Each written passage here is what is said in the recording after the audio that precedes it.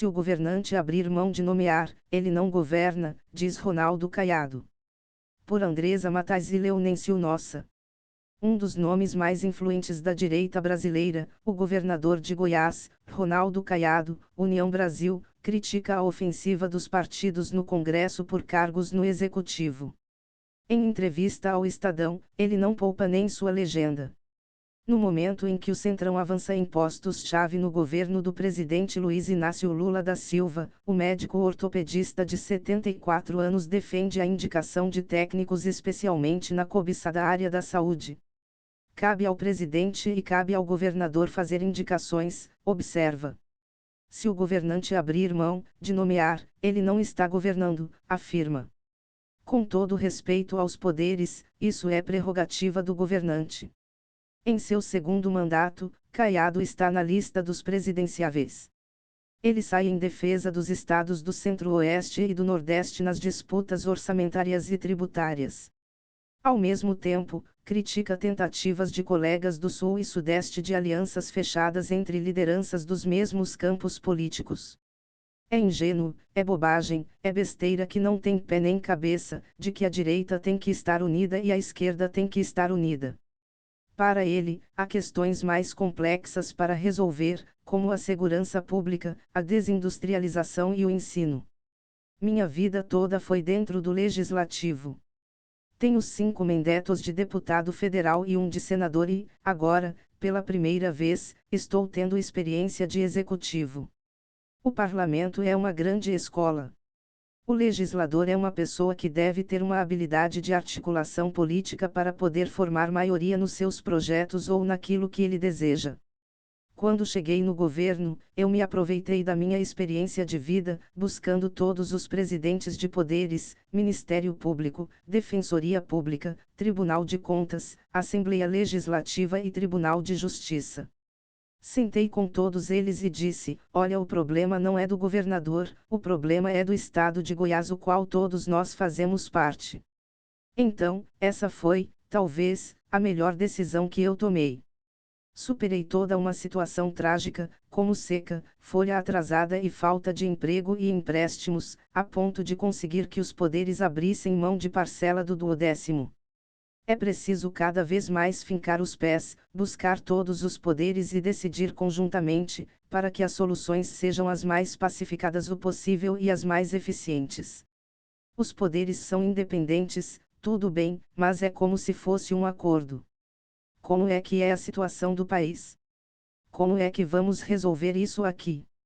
Quais são as medidas que nós temos que tomar? A decisão conjunta te respalda, te avaliza. O que eu sugeriria neste momento? Seria exatamente isso. Estou falando que, nessa hora, quando você busca uma presença de todos os poderes e órgãos independentes, transmite para a sociedade que não está governando sozinho. Então, acho que, primeiro, eu me preocuparia em poder pacificar ao máximo a distribuição de funções e de poder nas minhas decisões. Cada situação exige uma discussão.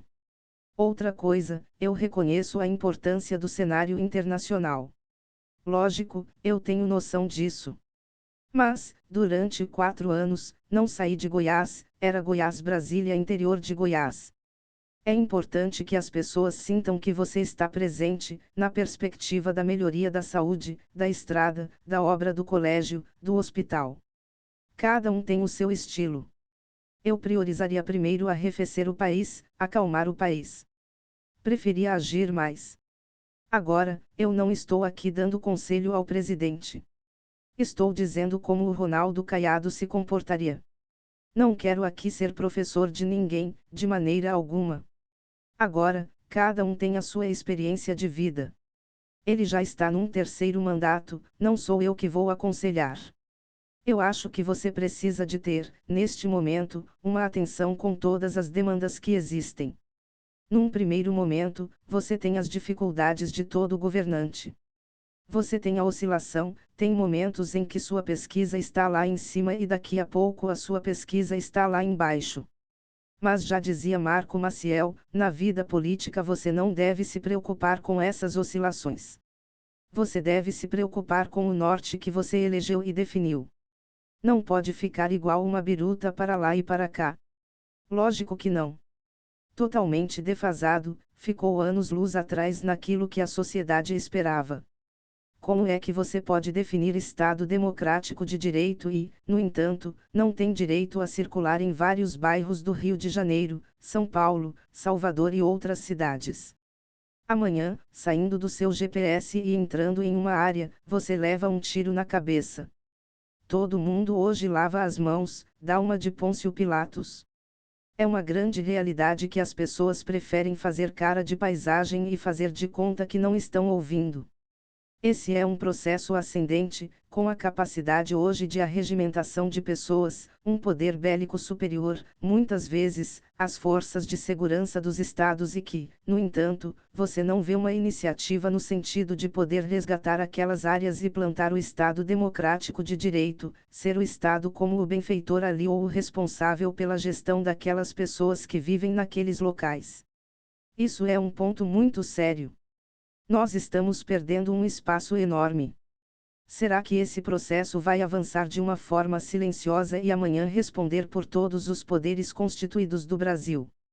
Não me cabe aqui achar responsáveis por situações como essa. Não tem nada pior. E o debate não avança. Eu estou vendo o que é a deterioração, o que isso tem causado principalmente em jovens, crianças em faixa etária ainda próxima de 10 anos. É algo que me deixa totalmente inquieto, ansioso, porque aquele jovem e aquela criança sequelada jamais vão ter chance como as outras, é irreversível. Quando você vê aquela situação da Cracolândia, quando você vê a situação como se proliferam hoje na maioria dos estados, você pensa, cadê o Estado? Bom, isso aí eu não posso responder pelos meus colegas. O que o meu estado fez foi cada vez mais especializar a polícia para combater aquelas pessoas que estão destruindo a nossa sociedade. Antigamente você não andava no entorno de Brasília. Hoje, você pode chegar lá meia-noite, 1 hora da manhã, ir em uma padaria comer um pão, ir em um restaurante, sair, andar e voltar, pegar um ônibus e ninguém vai roubar o seu celular. Você pode andar porque tem um sistema de inteligência e você tem ações duras do governo. Eu não tenho polícia para matar, eu tenho polícia para defender a população. Eu não saberia analisar o fato específico. Mas você tem que entender que todas as ações podem ter algumas falhas e alguns incidentes. Agora, por acaso, essa mesma chacina foi analisada de quantas crianças eles destruíram no nosso país. Isso foi contabilizado. Não, falo das que foram mortas pelo tráfico. Cada um responde pelas suas ações. Agora, eu me preocupo em fazer com que a minha polícia seja a mais especializada. O que tem de mais sofisticado em armamento, o que tem de mais sofisticado em aparelhagem no mundo, eu importo para aqui. Então eu dou garantia para a minha polícia agir. Eu assumi o governo, Carmen Lúcia, presidente do Supremo, chegou em Goiás e ficou encurralada porque não podia chegar nem perto do presídio. Ali, todo mundo tinha telefone de celular. O Fantástico gravou lá dentro do presídio gente cheirando cocaína, alugando quarto a R$ 150 por hora para ter relação sexual e também fazendo churrasco. Quando as facções estão mandando nos presídios, você não vê nenhuma queixa. Eles conseguem mobilizar um batalhão de advogados. Esse caso, onde é que teve tortura? Uma cela que era uma cela para ter tratamento de pessoas com Covid. Como que eu, médico, vou admitir na minha vida que tenha tortura dentro de presídio? Não? Até porque não saiu. Aquilo foi uma ação preliminar e eu fui lá levar todos os dados. Ah, mas uma pessoa sofreu uma agressão. E quem detectou a agressão? A câmera de dentro do presídio colocada pelo governo. Hoje, dentro de todas as dificuldades de governo, eu, sem caixa, coloquei 114 milhões de reais, construí 2 presídios de segurança máxima no estado, estou cumprindo o terceiro e estou investindo alto nessa área de presídios e de prisões provisórias. Lógico. Garanto que não tem. Eu não admito, isso nunca vai ter, jamais. Eu treino uma polícia penal muito bem. Agora, eu tenho que enfrentar uma equipe de bons advogados que são muito bem mantidos pelas facções. Aonde você leva um chefe de facção, você leva junto 60, 80 advogados, com um poder de mobilização ímpar. Então essa é a realidade dos presídios. Eu já disse isso para o presidente da OAB de Goiás, sobre o porquê que não tem a cassação do direito da OAB dessas pessoas. Porque são 2 pesos e 2 medidas. Minha filha, aí não tem bonzinho nisso. Hoje, a vida como ela é não quer ser encarada pelas autoridades. Ele fala: bom, meu mandato são 4 anos. Depois de 4 anos eu vou sair daqui e vou ficar na mão dos bandidos. Então, ninguém quer. Essa é uma realidade que as pessoas hoje ficam. Então, se essa situação não for assumida com muita responsabilidade e muita competência, o Brasil vai se deteriorar como o resto da América Latina e América Central. É uma pessoa preparada, culta. Foi meu colega como deputado federal. Mas na questão da política que ele vai implantar para fazer esse combate, eu não fui chamado para discutir. Eu acho que essa é uma outra indefinição que vive a política nacional. Nós temos que resolver. Ou é presidencialismo ou é parlamentarismo, não dá para ter essa condição híbrida. Como é que você vai governar? O cidadão vota no plano de governo do presidente ou do deputado federal. Ele vota no plano de governo do governador ou do deputado estadual. Quem tem plano de governo é o candidato majoritário. Fui deputado e senador por 24 anos. Emenda minha devia ser 2 milhões de reais, 1 milhão de real. Não comprava 3 tratores. Agora, se for para o parlamentar indicar o primeiro-ministro, tudo bem. Assuma o custeio, assuma a arrecadação, assuma gasto, assuma despesas que são discricionárias, e tudo bem. Eu acho que as coisas têm que ser assim, cada um no seu quadrado e cada um sabendo o que é a sua prerrogativa de poder. No fim do governo, você não vai dar conta de cumprir o seu plano. O desgaste não vai ficar na figura de parlamentares, vai ficar na figura do executivo. Agora, o executivo também não pode se beneficiar da prerrogativa em período de votações polêmicas. Então, você cria uma situação onde você deteriora essa prerrogativa. Tem que ter limite dos dois lados. Minha geração conviveu com um Brasil com melhores condições do que a China, a Coreia do Sul, Singapura, Vietnã. No entanto, esses países todos já nos superaram.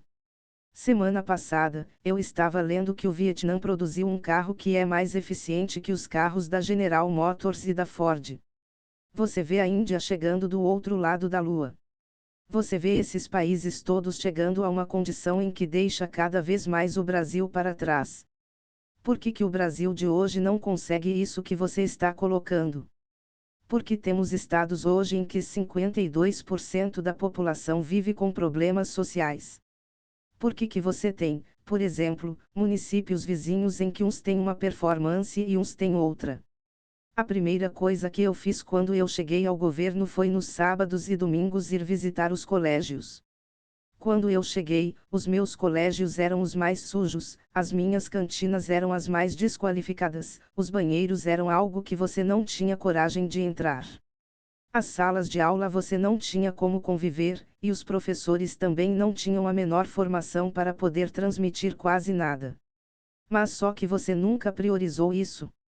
Se não tiver a mudança na cultura, você não vai mudar o país. Não tinha nada que me irritava mais do que eu chegar em uma escola e ver um cidadão encostado na parede, com o pé na parede. Meu amigo, por favor, retire o pé daí. Como é que você está sujando a parede da escola? Quando mataram uma professora aqui em Valparaíso, eu fui fazer a visita à escola e coloquei todos os alunos ali. Eu vi uma coisa que me irritava profundamente: todo mundo reunido com os professores, ninguém estava vendo o que estava acontecendo.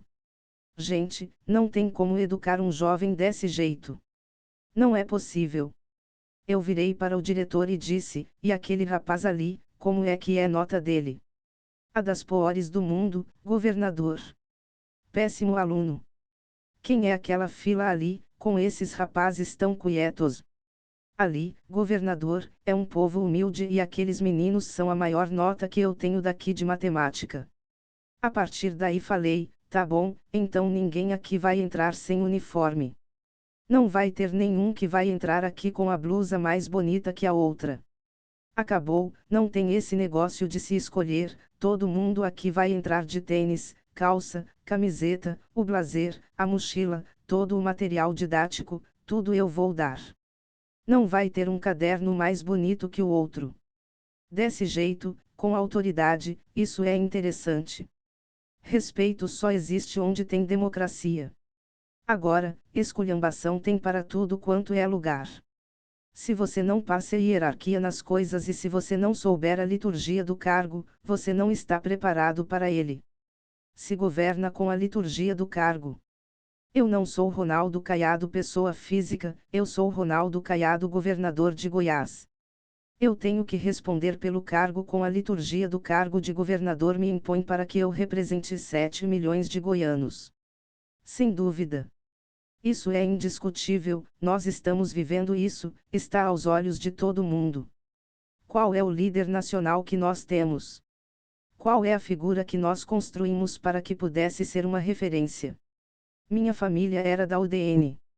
Juscelino Kubitschek, que era do PSD, foi um homem que teve a coragem de enfrentar toda uma estrutura da mídia, mais os políticos e mudar a capital para Brasília.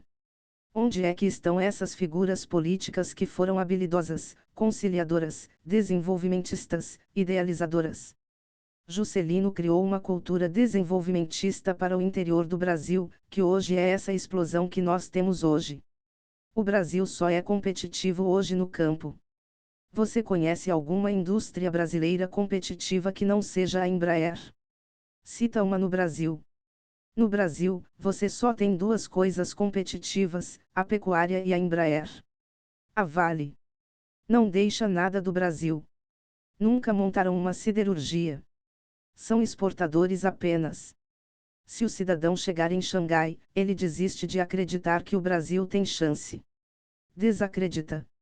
Você gasta 30 anos para fazer uma ferrovia norte-sul, começou com o Sarney e foi inaugurada agora. Eles fazem uma ferrovia norte-sul por ano lá na China. Se não tem gestor, se você não tem qualificação das pessoas, você não tem nada. Então, o dinheiro chega lá, nos municípios, muitas vezes nem é usado e volta para o tesouro.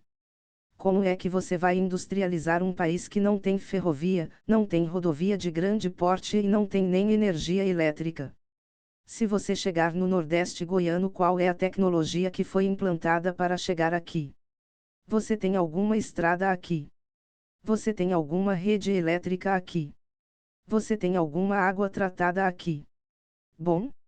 Então você também não pode cobrar que o cidadão vá para lá fazer investimentos se não tem as condições mínimas. Quando você tem a presença do Estado levando rodovia, energia, condições mínimas ali de saúde, você vê avançar. A minha posição ideológica para a do Lula é clara, é transparente e vem desde 1986 no início da luta da UDR, da Constituinte, da eleição de 1989. Se você colocar em termos de história de vida, não tem um político no Brasil que tenha o período de oposição ao governo Lula do que Ronaldo Caiado. Eu sou o mais antigo opositor ao PT. Mas ainda acho prematuro avaliar o governo. Agora, se você me perguntar, em relação à reforma tributária, a minha posição é 100% contra a posição do governo. Nenhum governador teve coragem de ser contra, só eu. Juscelino Kubitschek teve a habilidade de entender que Goiás é exatamente o estado onde você vê um elo entre essas duas regiões, o Nordeste e o Sudeste. A minha mulher é baiana. Se você chegar aqui no entorno, a festa dos nordestinos aqui na cidade ocidental é festa de semana inteira. Então, a presença do Nordeste e do Sulista em Goiás é um negócio impressionante. Esse discurso não se sustenta. É uma discussão boba, totalmente fora de conceito e de momento querer essa cisânia. Os bilhões do BRIS, 75% vão para o Sul e Sudeste, 25% vão para o Centro-Oeste, Norte e Nordeste. As obras de infraestrutura feitas pelo governo federal estão exatamente nesse eixo sul-sudeste. A industrialização feita no Brasil só atendeu essa região. A reforma tributária inviabiliza hoje o crescimento do Norte, Nordeste e Centro-Oeste e concentra no Sul e Sudeste. Essa é a realidade. Eu não sou contra o BDS não, mas porque o BDS só aplica lá. Porque lá tem indústria. Agora, para a siderurgia do Rio Grande do Sul existir, ela pode ter todo o protecionismo. Agora, eu não posso ter minha indústria de medicamentos em Goiás.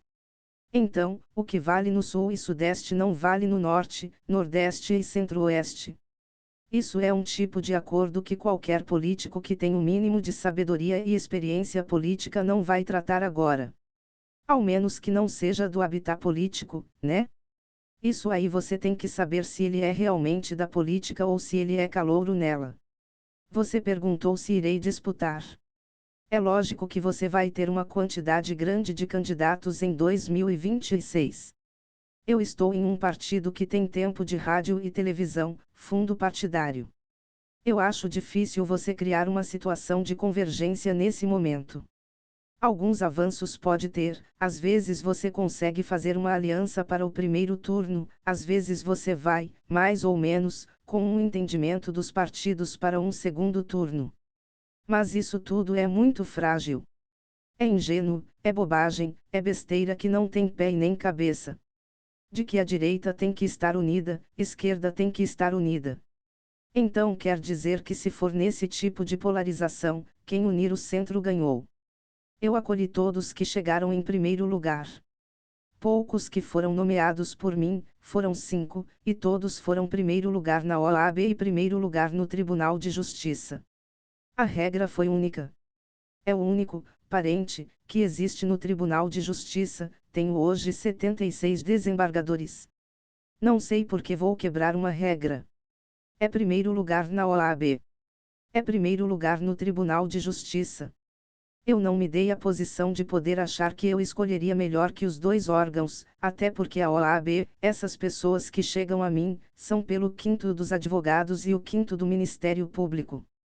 No ano passado, o governador escolheu o segundo da lista ao nomear Vicente Lopes para o TJGO. Eu apoio 100% Anísia Trindade.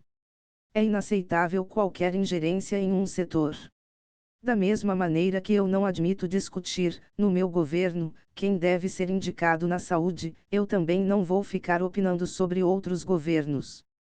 Por um motivo só, porque isso é aquilo que o governante se propôs a apresentar para a população no seu plano de governo.